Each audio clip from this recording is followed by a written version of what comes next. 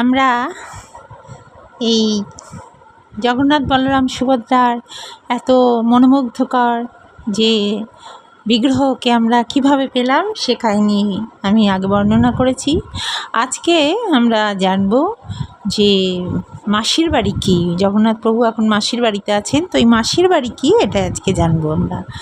তা জগন্নাথ মন্দির থেকে মাসির বাড়ি 2 কিলোমিটার দূরে।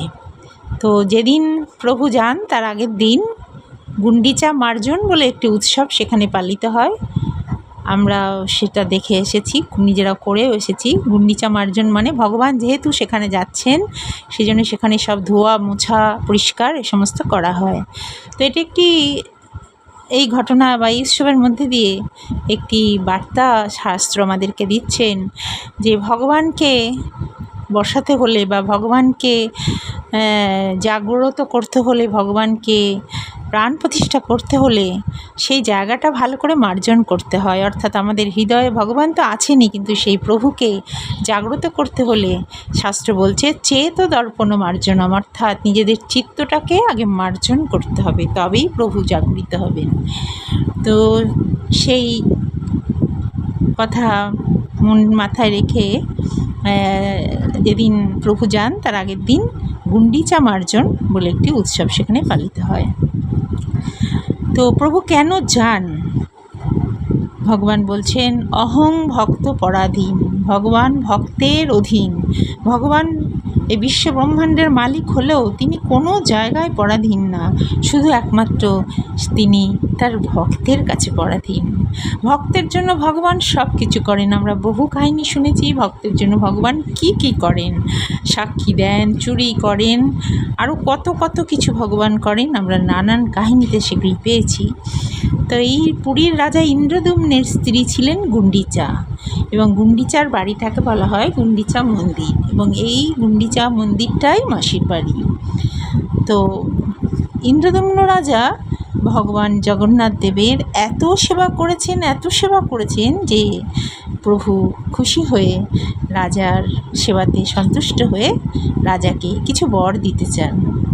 কিন্তু রাজা জানান, হে প্রভু, হে দয়াময়, আমি এইবারই চাই যেন আমার কোনো পুত্র না হয়, কারণ তোমাকেই আমি আমার পুত্র বলে রাখতে চাই। কিন্তু এই বর শুনে রানী খুব দুঃখিত হলেন। তো কারণ সকলেই একটি সন্তান চায়, কারণ সন্তান সুখ, সকলেই চায় সন্তান বংশের মুখ উজ্জ্বল করে। তো এই সন্তানহীনতা কেউই চায় না। এছাড়া দেহত্যাগের পর শেষকৃত্য সম্পাদন করে সেই সন্তান। তাই রানী খুব দুঃখিত হন কথা শুনে, এবং রাজাকে বলেন, হে প্রভু, এ কি চাইলেন আপনি? তাই জগন্নাথ দেব রাজা যা বর চেয়েছেন তাই তিনি বলেন তথাস্তু। কিন্তু হে গুন্ডিচা দেবী, আপনি মন খারাপ করবেন না, কারণ বছরে একবার করে আমি আপনার বাড়িতে আসব, আপনার সমস্ত সেবা গ্রহণ করব, এবং শুধু তাই নয়, আপনাদের দেহ রাখার পর সমস্ত শেষকৃত্যও আমি সম্পন্ন করব। এবং শাস্ত্র আমাদের বলছে যে এই রানী গুন্ডিচা এবং ইন্দ্রদ্যুম্ন রাজা শেষকৃত্য জগন্নাথ প্রভু নিজে সম্পন্ন করেছিলেন নিজের হাতে, এবং সেই কথা মনে রেখে আজও এখনও প্রতি বছর গুন্ডিচা রানী এবং ইন্দ্রদ্যুম্নের শেষকৃত্য সেখানে সম্পন্ন, মানে সেই শেষকৃত্য অনুষ্ঠানটি পালন করা হয়। তাই তো প্রতি বছর, যেহেতু রানী গুন্ডিচাকে জগন্নাথ প্রভু কথা দিয়েছিলেন যে বছরে একবার আমি 7 দিনের জন্য আসব, তাই প্রতি বছর তিনি রথে করে এই গুন্ডিচা মন্দিরে যান।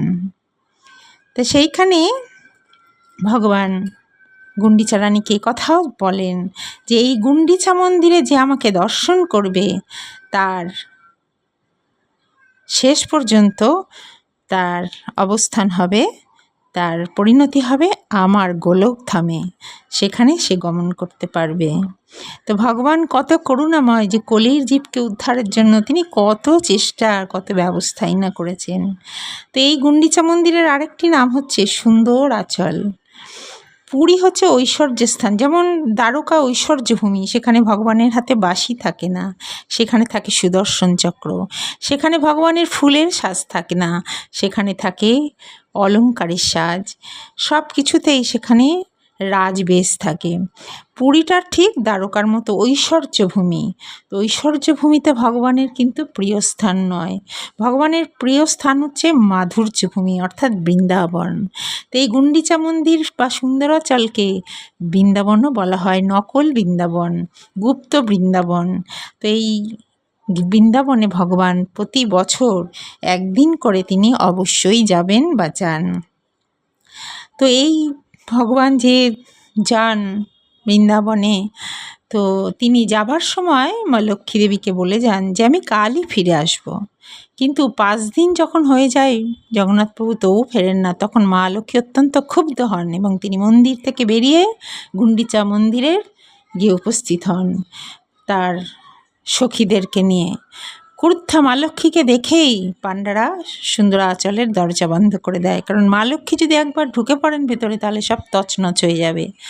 তো মা লক্ষ্মী তখন তার সঙ্গীদের নিয়ে, তার সখীদের নিয়ে বাইরেই দাঁড়িয়ে থাকা জগন্নাথ প্রভুর যে রথ, সেই রথটিকে ভাঙতে থাকেন, কিছুটা ভেঙে ফেলেন। এবং সেই ঘটনা মানে বজায় রাখার জন্য এখনও প্রতিদিন, মানে প্রতি বছর এই শুক্লপক্ষের আষাঢ় মাসের শুক্লপক্ষের দ্বিতীয়ার দিনই রথ বেরোয়, জগন্নাথ প্রভু যাত্রা করেন এবং পঞ্চমীর দিন এই ঘটনাটি ঘটে। এই জন্য এই উৎসবটিকে হেরা পঞ্চমী বলা হয়। এই উৎসবটিও পুরীতে পালন করা হয়, যে মা লক্ষ্মী তার সখীদেরকে দিয়ে জগন্নাথ প্রভুর রথ কিছুটা ভেঙে দিয়েছিলেন। এখনও প্রতি বছর জগন্নাথ প্রভুর সেই রথ কিছুটা ভাঙা হয় এবং সেটাও একটা উৎসবে রূপান্তরিত হয়েছে। ওই দিন মা লক্ষ্মীর পুজো হয়, তাই সেটাকে বলা হয় হেরা পঞ্চমী। এখন গুন্ডিচার মন্দিরকে কেন মাসির বাড়ি বলা হয় সেটা জানবো। মা গুন্ডিচা রানী যখন জগন্নাথ প্রভুকে পুত্ররূপে ইন্দ্রদ্যুম্ন রাজা গ্রহণ করেন, তখন গুন্ডিচা মা আবেদন করেন যে তাকে মা বলে ডাকতে। কিন্তু জগন্নাথ প্রভু জানান আমার তো মা আছে, আমার যশোদা মা আছে, আমার দেবকী মা আছে, মা বলে তো তোমায় আমি আর ডাকতে পারবো না, তোমায় আমি মাসি বলে ডাকবো। এবং সেই কারণেই গুন্ডিচা রানীকে জগন্নাথ প্রভু মাসি বলে ডাকতেন। তাই গুন্ডিচার মন্দিরে যাওয়াটাকে মাসির বাড়ি যাওয়া বলা হয়। এখন একটা প্রশ্ন আসতে পারে যে মা লক্ষ্মী কী করে আবার জগন্নাথের স্ত্রী হলেন? মা লক্ষ্মী তো নারায়ণের স্ত্রী। তো তার উত্তরটি আমাদের বৈষ্ণব চূড়ামণি, বৈষ্ণব পদকর্তা বাসুদেব ঘোষ তার পদের মধ্যে দিয়ে উত্তর দিয়েছেন যে বাসুদেব ঘোষ বলে করি জোর হাত, যে কৃষ্ণ সেই গৌর সেই জগন্নাথ। বাসুদেব ঘোষ বলে করি জোর হাত, যে কৃষ্ণ সেই গৌর সেই জগন্নাথ। অর্থাৎ যে কৃষ্ণ, যে রাম, যে গৌর, সেই জগন্নাথ, সব এক। তাই এই মা লক্ষ্মীর একটি উৎসবও যেখানে পালিত হয় সেটাকে হেরা পঞ্চমী বলে। তো আমরা জানলাম মাসির বাড়ি কী এবং মাসির বাড়ি কেন যান জগন্নাথ প্রভু। হরে কৃষ্ণ, জয় রাধে।